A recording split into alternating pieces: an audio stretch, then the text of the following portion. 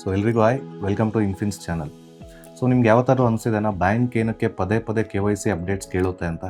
ಅಂದರೆ ನನಗೂ ಅನಿಸಿದೆ ಪರ್ಸ್ನಲ್ ಆಗಿ. ಬ್ಯಾಂಕ್ ಅಕೌಂಟ್ ಓಪನಿಂಗ್ ಟೈಮಲ್ಲಿ ಎಲ್ಲ ಡಾಕ್ಯುಮೆಂಟ್ಸ್ನು ನಾವು ಸಬ್ಮಿಟ್ ಮಾಡಿರ್ತೀವಿ, ಅಂದರೆ ಆಧಾರು, ಪ್ಯಾನು ಅಥವಾ ನಮ್ಮ ಬೇಸಿಕ್ ಡೀಟೇಲ್ಸ್ ಏನೇನು ಕೇಳಿರ್ತಾರಲ್ಲ. ಆದರೂ ಪೀರಿಯಾಡಿಕಲಿ ಅಂದರೆ ಒಂದು 2 ಮಂತ್ಸ್ ಒನ್ಸು, 3 ಮಂತ್ಸ್ ಒನ್ಸು ಅಥವಾ 5 ಮಂತ್ಸ್ ಒನ್ಸು ಕೆಲವು ಬ್ಯಾಂಕ್ಸು ಏನಕ್ಕೆ ಪದೇ ಪದೇ ನಿಮ್ಮ KYC ಅಪ್ಡೇಟ್ ಮಾಡಿ ಅಂತ ಕೇಳ್ತಾ ಇರ್ತಾರೆ. ಸೊ ಇದು ಸ್ವಲ್ಪ ಇರಿಟೇಷನ್ ಆದ್ರೂ ಸೊ ಇದ್ರ ಹಿಂದೆ ಇರೋ ರೀಸನ್ ಏನು ಅಂತ ಈ ವಿಡಿಯೋದಲ್ಲಿ ತಿಳ್ಕೊಳ್ತಾ ಹೋಗುವ. ಸೊ ಹಾಗಾದರೆ ಈ KYC ಅಂದರೆ ಏನು? ಇದು ಯಾಕೆ ಬ್ಯಾಂಕಿಂಗ್ ಸಿಸ್ಟಮಲ್ಲಿ ಇವತ್ತಿಗೂ ಎಕ್ಸಿಸ್ಟ್ ಇದೆ? ಅಂದರೆ ಮುಂದೆನೂ ಯಾಕೆ ಇದನ್ನು ಯಾರೂ ಚೇಂಜ್ ಮಾಡಲಿಕ್ಕಾಗಲ್ಲ? ಸೊ KYC ಅಂದರೆ ನೋ ಯುವರ್ ಕಸ್ಟಮರ್ ಅಂತ ಹೇಳಿ. ಇದು ಜಸ್ಟ್ ನಿಮ್ಮ ಇಂಡಿವಿಜುವಲ್ ಐಡೆಂಟಿಟಿನ ವೆರಿಫೈ ಮಾಡ್ಲಿಕ್ಕೆ ಅಷ್ಟೇ ಅಲ್ಲ. ಅಂದರೆ ನಿಮ್ಮದು ಆಧಾರು ಅಥವಾ ಪ್ಯಾನ್ ಕಾರ್ಡ್ ತೊಗೊಂಡ್ಬಿಟ್ಟು ಸೊ ಬ್ಯಾಂಕ್ ಅವ್ರು ಹೇಳ್ತಾರೆ KYC ಸಬ್ಮಿಟ್ ಮಾಡಿ. KYC ಅಂದರೆ ಆಧಾರ್ ಆ್ಯಂಡ್ ಪ್ಯಾನ್ ಅಂತ ಹೇಳ್ತಾರೆ. ಇದು ನಿಮ್ಮದು ಇಂಡಿವಿಜುವಲ್ ಐಡೆಂಟಿಟಿನ ಅಷ್ಟಕ್ಕೆ ಅಂದರೆ ವೆರಿಫೈ ಮಾಡ್ಲಿಕ್ಕೆ ಅಷ್ಟೇ ಅಲ್ಲ. ಇದರಿಂದ ಒಂದು ಸೆಕ್ಯೂರ್ಡ್ ಸಿಸ್ಟಮ್ನ ಬ್ಯಾಂಕಿಂಗ್ ಅವರು ಒಂದು ರೆಗ್ಯುಲೇಟರಿ ಅಂಡರಲ್ಲಿ ಫಾಲೋ ಮಾಡ್ತಾ ಇರ್ತಾರೆ. ಏನಕ್ಕೆ ಅಂದರೆ ಸೊ ಒಂದು ಈ ಅಕೌಂಟು ಅಥವಾ ಈ ಇಂಡಿವಿಜುವಲ್ಲು ಜೆನ್ಯೂನ್ ಇದ್ದಾರೆ ಅಂತ ತಿಳ್ಕೊಳ್ಳಿಕ್ಕೆ. ಅಂದರೆ ಈ ಬ್ಯಾಂಕ್ ಅಕೌಂಟು ನಿಮಗೆ ಜೆನ್ಯೂನ್ ಆಗಿ ಅಲೋಕೇಟ್ ಆಗಿದೆ, ಈ ಬ್ಯಾಂಕ್ ಅಕೌಂಟ್ ನಂಬರು, ಈ KYC ಅಥವಾ ಏನಿದೆ ಇದೆಲ್ಲ ಒಂದೇ ಲೂಪಲ್ಲಿ ಇದೆ ಅಂತ ಹೇಳಿ.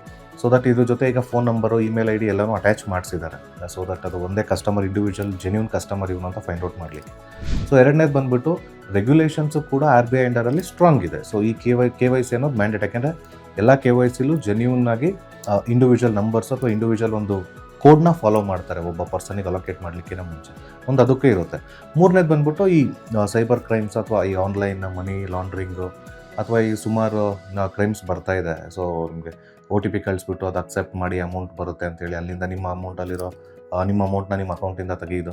ಸೊ ಈ ಥರದ್ದೆಲ್ಲ ಅವಾಯ್ಡ್ ಮಾಡಲಿಕ್ಕೆ ಕ್ರೈಮ್ಸ್ನ ಸೊ KYC ಮೇಜರ್ ರೋಲ್ನ ಪ್ಲೇ ಮಾಡುತ್ತೆ. ಹಾಗಾದರೆ ಈ KYC ಯಾಕೆ ಒನ್ ಟೈಮ್ ಪ್ರೊಸೆಸ್ ಅಲ್ಲ ಇದು? ಅಂದರೆ ಒಂದು ಸಲ ನಿಮ್ಮ KYC ಅಪ್ಡೇಟ್ ಆದಮೇಲೆ ಏನಕ್ಕೆ ಅದು ಅಲ್ಲಿಗೆ ಸ್ಟಾಪ್ ಆಗೋದಿಲ್ಲ? ಸೊ ಅದನ್ನು ನೋಡೋಣ. ಸೊ ಏನಕ್ಕೆ ಅಂದರೆ ಈಗ ಸುಮಾರು ದಿನ ಆಗಿರುತ್ತೆ. ಸೊ ನಿಮ್ಮದೇ ಏನಾದರೂ ಹೆಸರು ಅಥವಾ ಅಡ್ರೆಸ್ ಚೇಂಜ್ ಮಾಡಿರ್ತೀರ. ಫಾರ್ ಎಕ್ಸಾಂಪಲ್ ಆಧಾರಲ್ಲಿ ನಿಮ್ಮ ನೇಮ್ ಚೇಂಜ್ ಆಗಿರುತ್ತೆ, ಅಥವಾ ಸುಮಾರು ಹೆಣ್ಮಕ್ಳು ಮದುವೆ ಆದಮೇಲೆ ಗಂಡನ ಮನೆತನದ ಹೆಸರನ್ನ ಹಾಕೊಳ್ಳೋ ಒಂದು ಪದ್ಧತಿ ಇದೆ. ಸೊ ಅದು ಚೇಂಜ್ ಆಗಿರುತ್ತೆ, ಹಳೆ ಹೆಸರನ್ನ ಹಿಡ್ಕೊಂಡ್ಬಿಟ್ಟು ಮೂವ್ ಮಾಡ್ಲಿಕ್ಕೆ ಆಗೋದಿಲ್ಲ. ಸೊ ಅವಾಗ KYC ನೀವು ಚೇಂಜ್ ಮಾಡಿಸ್ಲೇಬೇಕು. ಮಾಡಿಸಿದ್ದನ್ನು ಅಪ್ಡೇಟ್ ಹೇಗೆ ಮಾಡಿಸ್ತೀರಾ? ಸೊ ಮಾಡಿಸಿದ್ದು ಅಪ್ಡೇಟ್ ಆಗಲಿಲ್ಲ ಅಂದರೆ ಸೊ ಇಲ್ಲಿ ನಿಮ್ಗೆ ಟ್ರಾನ್ಸಾಕ್ಷನ್ ಸಿಗೋದಿಲ್ಲ. ಅಥವಾ ಸುಮಾರು ಕಡೆ ಇದು ಅಪ್ಡೇಟ್ ಮಾಡಿಸ್ಲೇಬೇಕಿದೆ. ಅಂದರೆ ಬರೀ ಇಲ್ಲ ಅಷ್ಟೇ ಆಧಾರ್ ಅಷ್ಟೇ ಅಂತಲ್ಲ, ಆಧಾರಲ್ಲಿ ಮಾಡಿಸ್ಬೇಕು, ಪ್ಯಾನಲ್ ಮಾಡಿಸ್ಬೇಕು, ನಿಮ್ಮದು 10th ಹಿಡಿದು ನಿಮ್ಮ ಗ್ರ್ಯಾಜುಯೇಷನ್ ಸರ್ಟಿಫಿಕೇಟ್ವರೆಗೂ ಎಲ್ಲ ಕಡೆ ಮಾಡಿಸ್ಬೇಕು, ನ್ಯೂಸ್ ಪೇಪರಲ್ಲೂ ಒಂದು ಆ್ಯಡ್ ಕೊಡಬೇಕು. ಈ ಥರ ಸುಮಾರು ರೂಲ್ಸು ರೆಗ್ಯುಲೇಷನ್ಸ್ ಇದೆ. ಸೊ ಆಮೇಲೆ ಅಥವಾ ನಿಮ್ಮದು ಸ್ವಲ್ಪ ಟೈಮ್ ಆದಮೇಲೆ ಅಪ್ಡೇಟ್ ಆಗಿಲ್ಲ ಅಥವಾ ಏನೂ ಚೇಂಜಸ್ ಇಲ್ಲ, ನಮ್ಮದು ಅಡ್ರೆಸ್ಸು ಚೇಂಜ್ ಇಲ್ಲ, ನೇಮು ಚೇಂಜ್ ಇಲ್ಲ, ಏನೋ ಡೇಟ್ ಆಫ್ ಬರ್ತ್ ತಪ್ಪು ಕೊಟ್ಟಿದ್ವಿ ಇನಿಷಿಯಲಿ, ಸೊ ಅದನ್ನು ನಾವು ಚೇಂಜ್ ಮಾಡಿಲ್ಲ ಏನು, ಆದರೂ ಮತ್ತೇನೋ ಕೊಡಬೇಕಂತ ಏನಾದರೂ ಡೌಟ್ ಇದ್ದರೆ ನಿಮಗೆ, ಸೊ ಈ ಡೌಟ್ನ ತಲೆಯಿಂದ ತೆಗೆದಾಕ್ಬಿಡಿ. ಯಾಕೆಂದರೆ ಬ್ಯಾಂಕ್ ಹತ್ರ ಈ ಡೇಟಾ ಇರೋದಿಲ್ಲ ಅಂತಲ್ಲ. ಸೊ ಈಗ ಕರೆಂಟ್ ಸಿಚುವೇಶನ್ ಏನು ಅದನ್ನು ಅರ್ಥ ಮಾಡ್ಕೊಳ್ಳಿಕ್ಕೆ ಬ್ಯಾಂಕು ಪದೇ ಪದೇ ಈ ಅಪ್ಡೇಟ್ನ ಕೇಳ್ತಾ ಹೋಗುತ್ತೆ. ಅಥವಾ ಈ ಯೂಸರ್ ಆ್ಯಕ್ಟಿವ್ ಇದ್ದಾರಾ, ಅಂದರೆ ಇವ್ರದ್ದು ಈಗ ಯಾವುದೇ ರೀತಿಯಾದ ಈಗ ಡೆತ್ ಆಯಿತು, ಇನ್ನೊಂದಾಯಿತು, ಅಥವಾ ಅಕೌಂಟ್ನೇ ಕ್ಲೋಸ್ ಮಾಡಿದ್ರು, ಅಥವಾ ಅಕೌಂಟ್ ಇನ್ಆ್ಯಕ್ಟಿವ್ ಆಗಿದೆ. ಸೊ ಈ ಟೈಮಲ್ಲಿ ಏನೂ ಟ್ರಾನ್ಸಾಕ್ಷನ್ ಇಲ್ಲ ಅಂದಾಗ ಬ್ಯಾಂಕಿಗೂ ಒಂದು ಟ್ರ್ಯಾಕ್ ಇರುತ್ತೆ. ಸೊ ಇಲ್ಲಪ್ಪ ಈಗ ಯಾಕೆಂದರೆ ಆಟೋಮೆಟಿಕ್ಕಾಗಿ ಎಲ್ಲ ಆನ್ಲೈನ್ ಬ್ಯಾಂಕಿಂಗ್ ಆಗಿರೋದ್ರಿಂದ KYC ಅಪ್ಡೇಟ್ ಆಗಲಿಲ್ಲ ಅಂದರೆ ಟ್ರಾನ್ಸಾಕ್ಷನ್ ಮುಂದಕ್ಕೆ ಹೋಗೋದೇ ಇಲ್ಲ. ಸೊ ಬ್ಯಾಂಕಿಗೂ ಒಂದು ಟ್ರ್ಯಾಕ್ ಇರುತ್ತೆ, ಓಕೆ ಈ ಪರ್ಸನ್ ಅಥವಾ ಈ individual so they are regularly updating the KYC and they are doing the transaction as usual, normal ಅಂತ ಅಷ್ಟೇ.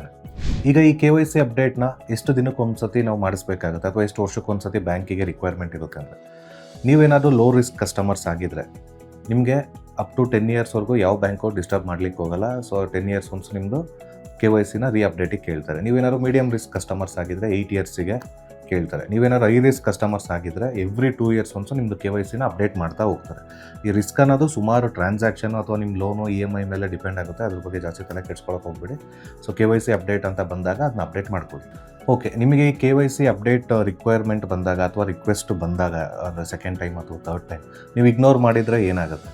ಸೊ ದಯವಿಟ್ಟು ಯಾರೂ ಕೂಡ ಇಗ್ನೋರ್ ಮಾಡ್ಲಿಕ್ಕೆ ಹೋಗ್ಬೇಡಿ. ಯಾಕೆಂದರೆ ಫಸ್ಟು ನಿಮ್ಮ ಅಕೌಂಟ್ನ ಟೆಂಪರರಿ ಫ್ರೀಸ್ ಮಾಡ್ತಾರೆ ಅಥವಾ ಆಟೋಮೇಟ್ ಮಾಡಿದ್ದಾರೆ. ಈಗ ಸುಮಾರು ಬ್ಯಾಂಕ್ಸ್ ಕಡೆ ಅದು ಆಟೋಮೇಟ್ ಫ್ರೀಸ್ ಆಗುತ್ತೆ. ಆಮೇಲೆ ನಿಮ್ಮ ಟ್ರಾನ್ಸಾಕ್ಷನ್ ರಿಸ್ಟ್ರಿಕ್ಟ್ ಆಗುತ್ತೆ ಅಥವಾ ನಿಮ್ಮದು ಟ್ರಾನ್ಸಾಕ್ಷನ್ ಲಿಮಿಟ್ನ ಲೋವರ್ ಮಾಡಿಬಿಡ್ತಾರೆ. ಅಂದರೆ ಈಗ 10 ಲಕ್ಷ ಇರುತ್ತೆ ಪರ್ ಡೇ, ಅದನ್ನು ತೊಗೊಂಡ್ಬಂದ್ಬಿಟ್ಟು ಒಂದು 5 ಲಕ್ಷಕ್ಕೆ ಇಡ್ತಾರೆ.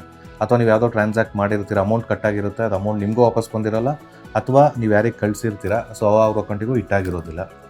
ಆಮೇಲೆ ನೀವೇನಾದರೂ ವಿಡ್ರಾಲ್ ಇದ್ದರೆ, ಈಗ ನಿಮಗೆ ಮುಂಚೆ ಹೇಳಿರ್ತಾರೆ ನೀವು ಪರ್ ಡೇ ಒಂದು 5-6 ಲ್ಯಾಕ್ಸ್ ವಿಡ್ರಾಲ್ ಮಾಡ್ಕೋಬೋದು ಅಂತ. ಸೊ ಅದಕ್ಕೂ ಇದು ಎಫೆಕ್ಟ್ ಆಗುತ್ತೆ. ಅಂದರೆ ಅದನ್ನ ಲಿಮಿಟ್ ಮಾಡ್ತಾರೆ. ಇಲ್ಲಾಂದರೆ ಅಕೌಂಟು ಟೆಂಪರರಿ ಸಸ್ಪೆನ್ಷನಲ್ಲಿದೆ ಅಥವಾ ಫ್ರೀಸ್ ಆಗಿದೆ, ಫಸ್ಟ್ ಅಕೌಂಟ್ನ ರಿಯಾಕ್ಟಿವೇಟ್ ಮಾಡ್ಕೊಳ್ಳಿ. ಸೊ KYCನ ಮತ್ತೆ ಅಪ್ಡೇಟ್ ಮಾಡಿ ಅಂತ ಹೇಳ್ತಾರೆ. ಯಾಕೆಂದರೆ ನಾನು ಮುಂಚೆನೇ ಹೇಳ್ದಾಗೆ ಸೊ ಈ ಪ್ರೊಸೀಜರ್ಸ್ನ ಇವರು ಫಾಲೋ ಮಾಡೋದು ಯಾವುದೇ ಬ್ಯಾಂಕ್ಸ್ ಆಗಲಿ, ಸೊ ಒಂದು RBI ಅಂಡರಿಂದ ಅವ್ರಿಗೆ ಕ್ಲಿಯರ್ ಕಟ್ ಇನ್ಸ್ಟ್ರಕ್ಷನ್ಸ್ ಇರುತ್ತೆ, ಅಥವಾ ಮತ್ತು ರೆಗ್ಯುಲೇಷನ್ಸ್ ಅದೇ ಥರ ಹಾಕೊಂಡಿರ್ತಾರೆ. ಇದು ಈಗೀಗೆ ಇಷ್ಟಿಷ್ಟು ಸ್ಟ್ರಕ್ಚರ್ಡ್ ಟೈಮ್ ಲಿಮಿಟೇಷನ್ಸಲ್ಲೇ ಫಾಲೋ ಮಾಡಬೇಕು ಅಂತ. ಸೊ ಎರಡನೇದು ಬಂದ್ಬಿಟ್ಟು ಇದು ಯಾವುದೇ ಕಾರಣಕ್ಕೂ ಯಾವ ಕಸ್ಟಮರ್ಸ್ನೂ ಟ್ರಬಲ್ ಮಾಡಲಿಕ್ಕೆ ಅಂತ ಅಲ್ಲ, ಇದು ಎಲ್ಲಾದರೂ ಇದಿರೋದೇ ನಮ್ಮ ಒಳ್ಳೆಯದಕ್ಕೆ. ಸೊ ಓಕೆ, ಸೊ ಇದೆಲ್ಲ ನಮಗೆ ಎಫೆಕ್ಟ್ ಆಗಬಾರ್ದು ಅಂದರೆ ಸೊ ಬೆಸ್ಟ್ ಸಿಂಪಲ್ ಸೊಲ್ಯೂಷನ್ ಏನಪ್ಪ ಅಂದರೆ, ಯಾವಾಗಾದರೂ ಆಗಲಿ ನಿಮಗೆ ಈ ರಿಕ್ವೆಸ್ಟ್ ಬಂದಾಗ ಅಥವಾ ಬ್ರ್ಯಾಂಚ್ ಕಡೆಯಿಂದ ಫೋನ್ ಬಂದಾಗ ಫಸ್ಟು ಹೋಗ್ಬಿಟ್ಟು ಬ್ರ್ಯಾಂಚಲ್ಲಾಗಲಿ ಅಥವಾ ಅಫಿಷಿಯಲ್ ಮೊಬೈಲ್ ವೆಬ್ಸೈಟಲ್ಲಿ ಅಥವಾ ಮೊಬೈಲ್ ಆ್ಯಪು ಬ್ಯಾಂಕಿಂಗಲ್ಲಿ, ಇಂಟರ್ನೆಟ್ ಬ್ಯಾಂಕಿಂಗಲ್ಲಿ ಹೋಗ್ಬಿಟ್ಟು ಫಸ್ಟು ಅಪ್ಡೇಟೆಡ್ KYCನ ನೀವು ಅಲ್ಲಿ ಅಪ್ಡೇಟ್ ಮಾಡಿ. ಸೊ ಅಂದರೆ ಫಸ್ಟು ನಿಮ್ಮ KYCನ ಕರೆಕ್ಟಾಗಿ ಇಟ್ಕೊಳ್ಳಿ. ನಿಮ್ಮ name, date of birth, address, ಅಥವಾ ಏನಾದರೂ ಚೇಂಜಸ್ ಇದ್ದರೆ ಅದನ್ನೆಲ್ಲ ಅಲ್ಲಿ ಫ್ರೀಕ್ವೆಂಟಾಗಿ ಈಗ ಅಲ್ಲೆಲ್ಲಾದರೂ ಚೇಂಜ್ ಆದರೆ ಅಥವಾ ನೀವು ಅಡ್ರೆಸ್ ಏನಾದರೂ ಚೇಂಜ್ ಮಾಡಿದರೆ ಇಮಿಡಿಯೇಟಾಗಿ ಅದರಲ್ಲಿ ಅಪ್ಡೇಟ್ ಮಾಡಿಸಿ. ಇದನ್ನು ಇಮಿಡಿಯೇಟಾಗಿ ಬ್ಯಾಂಕಿಗೆ ಅಪ್ಡೇಟ್ ಮಾಡಿಸಿದ್ರೆ ಸೊ ಇದು ಯಾವ ಪ್ರಾಬ್ಲಮ್ಮು ನಿಮಗೆ ಬರೋಲ್ಲ, ನಿಮ್ಮದು ಟ್ರಾನ್ಸಾಕ್ಷನ್ನು ಸ್ಮೂತಾಗಿರುತ್ತೆ. ಆಮೇಲೆ ನಿಮಗೆ ಸಿಗಬೇಕಿರುವಂಥ ಸರ್ವಿಸು ಬ್ಯಾಂಕ್ಸ್ ಕಡೆಯಿಂದ ಎಲ್ಲನೂ ಸೀಮ್ಲೆಸ್ಸಾಗಿ ಪ್ರೊವೈಡ್ ಆಗುತ್ತೆ.